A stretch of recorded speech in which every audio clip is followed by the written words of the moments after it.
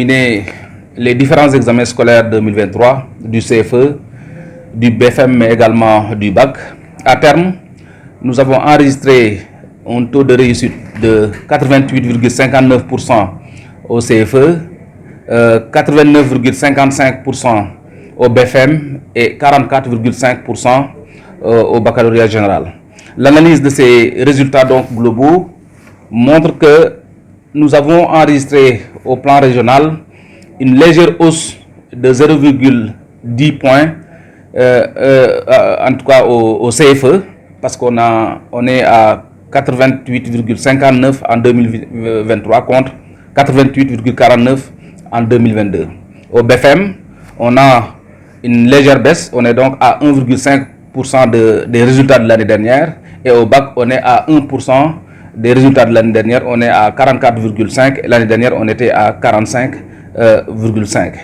Au plan qualitatif également, nous avons enregistré beaucoup de mentions bien cette année, même s'il n'y a pas eu de mentions très bien.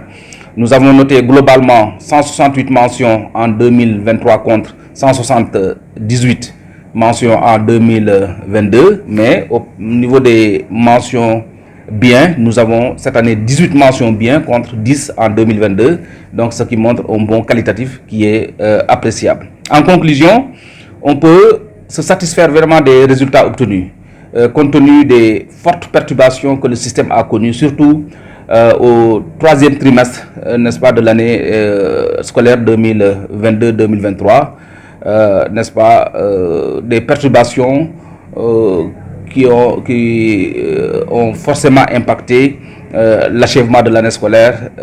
2023. Cette année, il faut le dire, la région a connu plusieurs perturbations, dont certaines étaient des perturbations d'ordre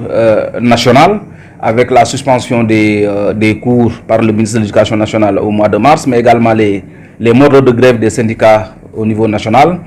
Et à cela s'ajoutent des perturbations qu'on a connues à l'échelle régionale, avec la suspension des cours à un certain moment au niveau local, liées aux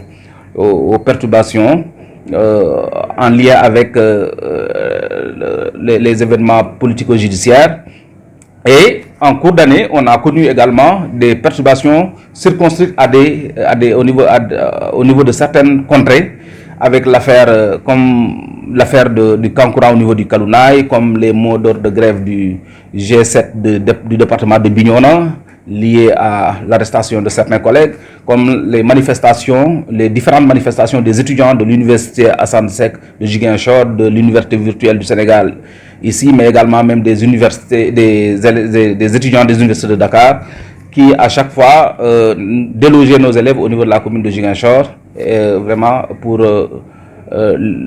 solliciter l'accompagnement dans leurs revendications. Donc cela veut dire tout simplement que il y a eu beaucoup de perturbations de différents ordres, mais ces perturbations ont affecté à des degrés divers les différents ordres d'enseignement, élémentaire, moyen et secondaire. Donc on voyait que c'était surtout le moyen secondaire qui était plus perturbé que l'élémentaire, mais également les IEF n'étaient pas affectés au même niveau. On peut citer l'IEF de Oussouye qui était plus ou moins épargné, alors que l'IEF de Bignona 2 et l'IEF de Ziguinchor ont été sérieusement affectés par les perturbations. C'est pourquoi, à des moments cruciaux de l'année scolaire, il fallait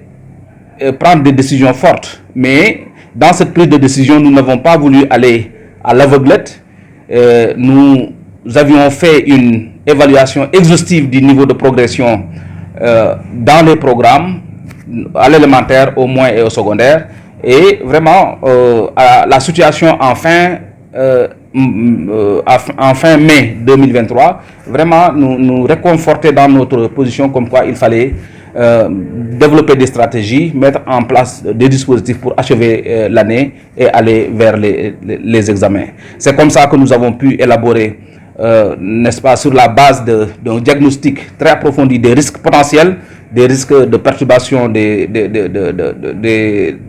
examens, des risques de perturbation des évaluations, des risques de non-achèvement des programmes, etc. Et nous avons mis en place un plan de mitigation de ces risques-là avec n'est-ce pas, les acteurs de l'éducation, mais également aider en cela par le dialogue social, mais également par l'autorité administrative. Un plan donc de mitigation des risques pour prendre en charge les risques potentiels, mais également un plan de contingence pour permettre vraiment de développer des stratégies pour acquérir, n'est-ce pas, le minimum d'équipement, mais également développer des stratégies pour, en tout cas, parachever les activités.